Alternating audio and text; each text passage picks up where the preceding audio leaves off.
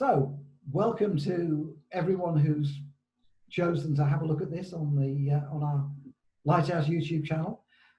This is the first of what we hope will be maybe about a monthly conversation on the subject of being family as it relates to us as church, as children of God, seeking to be family together.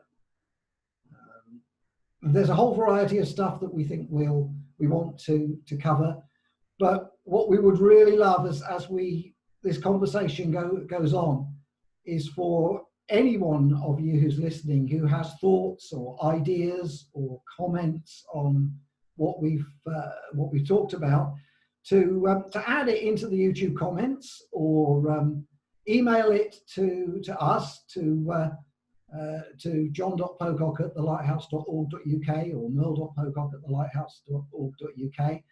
And what we'll do is we'll use those comments and ideas that you have to kind of drive the conversation as we go on. And maybe those of you who might be willing to, who have some good thoughts and some good ideas and some strong ideas, might be able to join us on subsequent conversations and be included and explore what you might have to say. So we would love that and really appreciate it. But we will use that to drive anyway our future conversations. What we thought was that really there are three overall topics which might be a kind of an introduction to this, which is the question, well, what does it look like for us to be family? What does it mean for the church to look like family? From 3 points of view. I mean, there's the obvious point of view, which is the point of view of those of us who are already in the church. What would we like that to look like? There's the perspective of those who are outside the church for whatever reason. I wonder what that means for them. What would be meaningful for people outside the church for church to be family, or what might that look like? What might they like that to look like? And then maybe getting into something a little bit more contentious and more interesting at some point, which is the question of if we are the family of God, if we are his children, then what would he like our lives to look like? What would he like his experience of the church as family to be? And I think that might open up all sorts of interesting things. But I thought, well, we thought probably we're good to start with what might be the easiest of the questions, which is that first one. What do we as people already in the church want the church to look like, what our experience of church to be as family? We talk about our church family, we talk about the family of God, and I think it'd be good to explore that. We seem to unfortunately have lost Mike and Joe, but I'm sure they'll be back.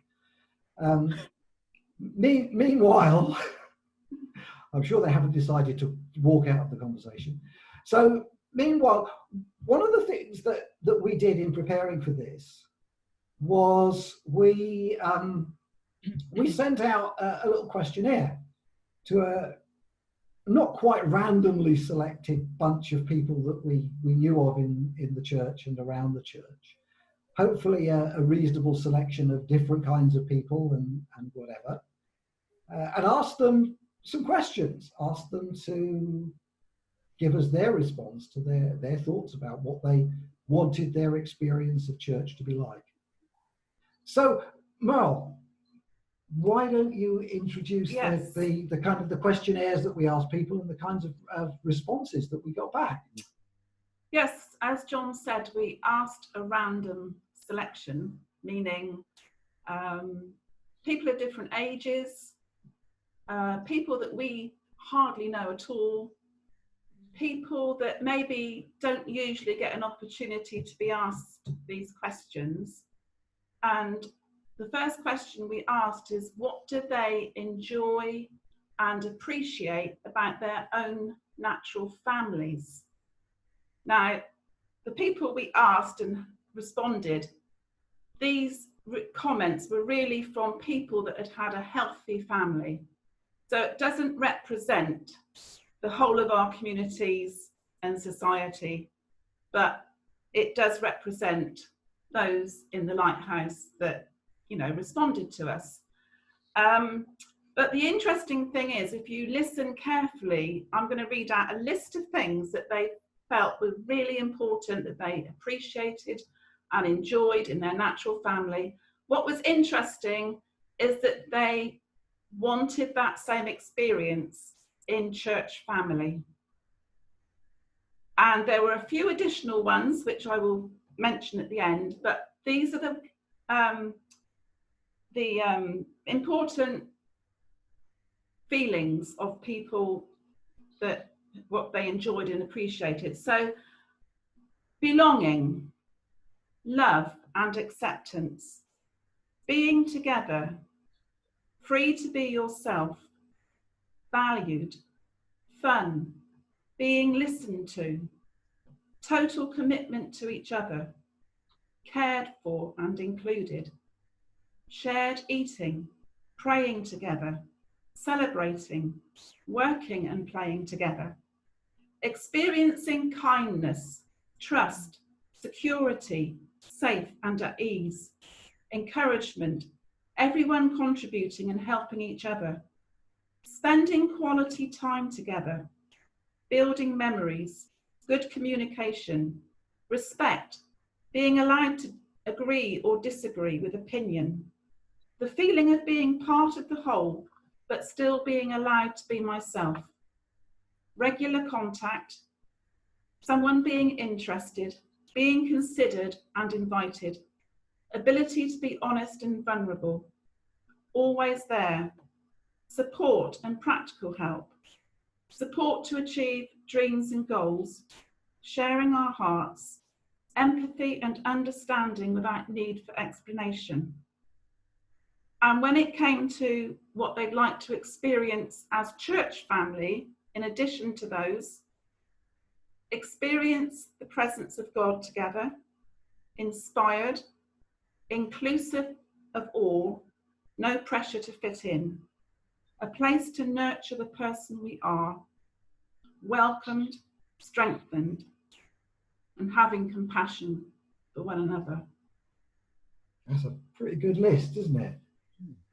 That summarises what the input, the feedback. Yeah, the feedback that we have. So, I mean, anybody want to pick up on anything in any of those that you particularly notice, want to comment on? I think that the word I liked was included. Somebody said they wanted to feel included. Mm-hmm. Yeah. And I think the first question was, what do you want the experience of church to be? And church is more than just meeting on a Sunday. Yeah. Right? So there's two aspects. You've got to meet. I think churches is important for people to meet. The Bible says, don't neglect meeting together.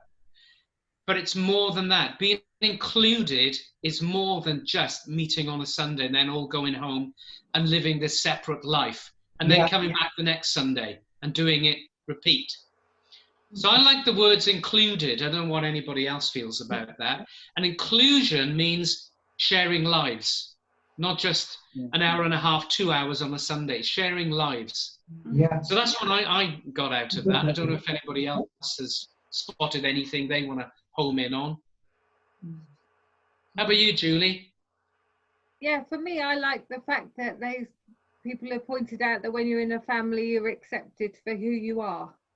And I think that, I mean, I'm very fortunate that's true of my own family. They accept me whether I'm happy or sad or wherever I'm at. And I think that we need that as a church family. We need to, sometimes we want to sort people out, and sometimes we need to accept people exactly where they are and just just love them where they are and leave the sorting out bit to Yeah. either to God or to later on.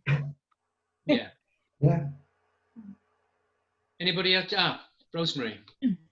I love the things that were brought up on that list, and things that stood out to me was kindness, love, and actually those things do echo what you're saying, Mike, that actually that is about sharing a life, because you can't, to be kind is all over the whole week, isn't it? It's not just 1 hour on a Sunday or whatever, so it is about sharing life. And so I that's those sort of things came out to me, this shared life. John. Yeah, there's that phrase that I to be honest, I hadn't actually noticed it before, but spending quality time together, building memories, and the feeling of being part of the whole but still allowed to be myself. And it's that phrase, quality time. Because as like Mike said, it's really easy to to see people in meetings and feel as though because you've seen people in meetings, you've met them. Yeah. But that's not quality time. That's not what families give each other. There's something there about knowing and being known and being, like Julie said, accepted for who you are. That's a really important aspect of family. Does that mean then that this quality time can only be experienced outside of meetings? Is it something which is developed outside of the gathering together on a Sunday? Well, I mean, the question I would ask is, in the context of a typical meeting that pretty much any church organization that I've ever known, from Catholic and Eastern Orthodox all the way through to mega church and house church and all the rest of it, I'm not sure that I can see how it's possible in the context of that, of the meeting, to have quality time, because the focus is not on each other. I don't know. What do you think? What do you think, Joe? Well, may I make sort of like a bit of clear difference? Yeah. We all experience a natural family in different ways, but we are here to specifically be creative and think of ways where we can translate our being part of God's family. Having, my favorite phrase at the moment is the love of God in common. That would bring us under the same roof for a specific reason, to meet together, to gather together, to have an experience of God, to have an experience of His Spirit at work over us, amongst us. And I think that is fundamental to understand, that is what brings us together, outside of our natural families. So we need to get creative in understanding how it translates, into the human form, into, the physical, what we experience in the spiritual. So we come together under the same roof, maybe once a week, or, it has been, to experience the fact that we gather around God. We all come gathered around God as our Father to experience His love and acceptance. And that is fundamental in the reasons why we come together in the first place. But the creativity that we require to find or get wisdom about is to how to translate that the moment you leave, the moment you go back home, until the next time. And I think this is the territory to explore and to really ground it. And I think for me it's really exciting, because I really believe in finding ways and creating ways by which we can be really family, which is really, fundamentally speaking, say for instance, we're not gathered around a book club because we're discussing the Bible as a book. we gather around the fact that we experience God's love together. So that's the starting point. That's the isn't starting point. And how to include and how to connect. For me, the word connect resonates a lot, because once I connect with a person, it could be years before I've even seen them. Yeah. I know I'm connected. I know something of their heart has been given to me. Okay. What do you think then, Adrian? You've been very quiet on this point so far. I was just contemplating the fact that, in a way, a family is a very different entity from a church, because, as Joe was talking about the purpose for us coming together, the reason for us coming together, the odd thing in a family is you're just born into it. Nobody asks you if you'd like to join this family, and the family doesn't, other than mutual help and self-preservation, the family doesn't really have any purpose. You know, there's no goal we're all working towards, unless we happen to have a family business or something. So it is a slightly different situation, and sort of partly going on from that, because you are in a family and there's no choice about it, nor do your brothers and sisters have any choice about you. And so in a human family, a functional human family at least, nobody spends much time trying to include people or make them feel welcome or whatever, because they're just there.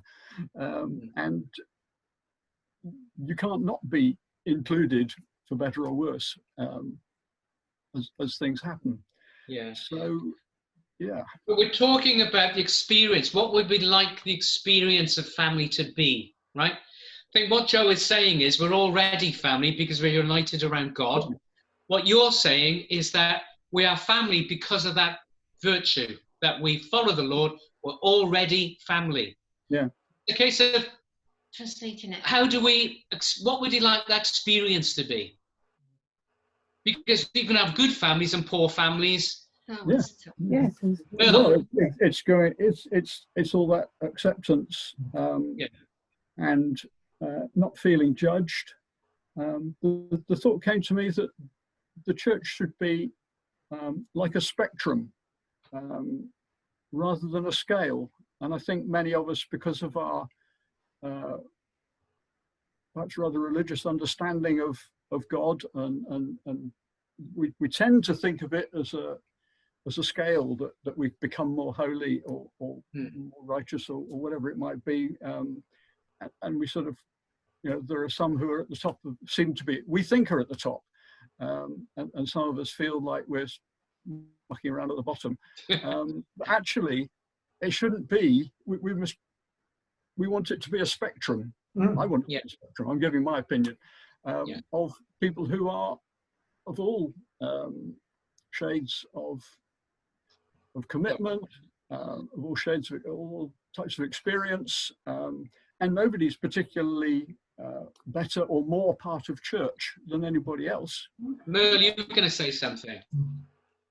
Yeah, it's a bizarre thing, because actually over the last few months I have begun to experience more of family, being church family. And that's because way back at the beginning of lockdown, I felt I'd become reliant on connecting and interacting with people in organised meetings. Yeah. And for my own sake and for the sake of others, I've made a real effort over the last few months in meeting up with many, many people. And there's two scriptures that I think Karen mentioned this on Sunday, and it's from Hebrews 10 verse 23, and it says, discover creative ways to encourage one another and motivate each other towards acts of compassion, doing beautiful works as expressions of love. And Romans 12 verse 13 says, take an interest in the needs of God's beloved people and respond by helping them, and eagerly welcome people as guests into your home and garden. This is what I have developed this more sense of connection and very practical love and concern for other people by inviting them into my home, into my garden. And it's developing that sort of family feel, that connection, that getting to be known and to know others. Yeah. It's interesting on that list, hidden away, there was this series of things: shared eating, praying together, celebrating, working and playing together. Yeah. And it's that rock bottom practical doing life, not the religious life, not the Christian life, but life, the working together, the playing together, the eating together. Yeah. It's really interesting that if you look at church history, the focus of Christian gatherings for a good few hundred years actually was shared meal. Yeah. Was eating together, not worship service or preaching, celebration or whatever. It was gathering around a table for a shared meal. Joe. Yeah. Joe. Well, I just got this thing, as we were just discussing this thing, that impressed into me, I believe, is the Holy Spirit. It's first the physical, and then the spiritual. So in many of the teachings of Jesus, he took something very practical, very physical, like the bread and wine and lots of other things, that the resources which he puts in our hands are all physical, aren't they? From that, he then works the spiritual, he works the miracle, he works the connection, he works the family, the belonging, he works it so that, I probably would not in a natural choose any of you as my friends, or the people in the church, that I've known for the last 25 years, in a natural, but because of what I experience of the love of God for you, that he has for you, I also feel it, I also sense it, I also want to impart it and live in that, actually find my life through it. And I've decided I'm connected into something. I'm connected into the divine. I'm connected into God for the reasons which he has connected me, so that I can be connected to you. And for me, connectivity, and that's where all my acts of compassion and love will flow from. They will come from that reason, which is a natural translation. And you can't tell a vine to produce grapes, already knows it's going to produce grapes. Yeah. And that's what we need to be really fundamentally connected to, that concept, which is a natural thing, but it's actually a bigger thing. It's a spiritual thing. First the natural, then the spiritual. So whatever we can do in the natural, God will take and use and multiply and make a huge, great big building that he, not in the physical sense, but his church is. Yeah. So See, let's say, in the natural, I like people who like talking about books or the law, really boring stuff, Welsh rugby, but I don't feel connected to them. I like them in natural, I'll choose them, but there's no heart connection. Yeah. But with you folks, I can tell you, I feel as if you're my family, because there's a deeper. Yeah. That's what you're saying, isn't it? Yes. There's something deeper. I can look at you all, and I know that you're my family, even though you perhaps don't like Welsh rugby. Even though you don't want to talk about the law and what's it like, for goodness, this, that, the other. But in the natural, Christ has joined us together. Yeah. Every single one of you looking at the screen right now. And all you Christian folks out there tapping into this little family course, we are naturally joined. And as Adrian said, as Adrian has said, we're just put together and we're formed as family already because we love the Lord. Julie wanted to say something. I think that's true, because in my natural family, we may not all choose each other because we all like different things and we're all very individual. But we're connected because we're part of that family and we're loved within that family. So I would echo that. That's what Joe was saying. We feel we belong in a family because we know we belong. And Yeah. as Mike was saying, when we're in God's family, we know we belong because God's chosen us and we belong to that family. Yeah. So we need to nurture that connection. Yeah. But what I would say is I found that I've had so much more church family through our house group, because we are all very, very different people that probably no one would have put together. But we chat and we meet on Zoom and we're beginning to really, really love each other, and that's so important. You And know, we used to have dinner, didn't we? We had food, didn't we, our group? Yeah. And you know, there's real true care and concern for one another, and that's amazing, and that we need to grow that. Yeah. How, I'm not sure, but we need to grow that. We will. Yeah. That's part of the exploration for our next one, because we kind of hit the end of the time we allocated for this. So we're only on question 1. And I never expected us to get any further. No, question 1. Well, there's a three-pronged question, wasn't it? Yeah. Prong 1. Yeah, that's fine. That's fine. So, but Rosemary, you've gone very quiet on us. Have I? I thought I started this all as off. to what you're thinking. I thought I started it all off. I think. No, then you went quiet. Then I went quiet. Yeah, yeah. I think I think what I originally said, the feeling of being loved, is so important, and this very practical doing things as well. But yeah, I think it's all. Yeah, people have been saying things that I think anyway.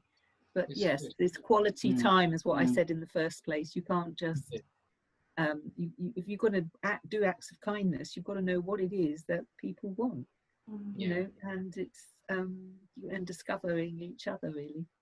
Yeah, it takes time. Yeah, I think it's also doing stuff together, not just meeting together and talking, but doing stuff. For some reason, I really have on my mind a situation I encountered many, many years ago as a young man. I was on a boat on the Norfolk Broads with 4 other young men who all belonged to the same church. So I was kind of a slightly outsider. I mean, I knew one of them extremely well, but the other 3 I didn't know so well. And I got into a sort of hole because I don't know, I just didn't feel I was part of what was going on for some reason. And I remember I went below, I went down to my bunk, and I was just sort of sitting being miserable on my own. And one of the guys just came down. He just came in, he said, "Adrian, can you take over the wheel for a while?" He didn't say, "Adrian, I'm bothered about you because you've gone quiet, you know, are you okay?" or anything. He just said, "Can you take over the wheel?" And immediately I was back into it, and I was involved, and it just broke that mood that I'd got into. It's the involvement, which is important, isn't it? It's the sharing of lives, and sharing of lives is involving yourself. Yeah, with one I another. need you kind of thing, isn't it? I need you to come do this job. Yeah. But what Julie said about our group is so important, and we have gelled as a group, and we are concerned, and we do pray, and we genuinely like each other. Yeah. Develops over time. Develops over time. How are we doing, John? We're running out of time. Right.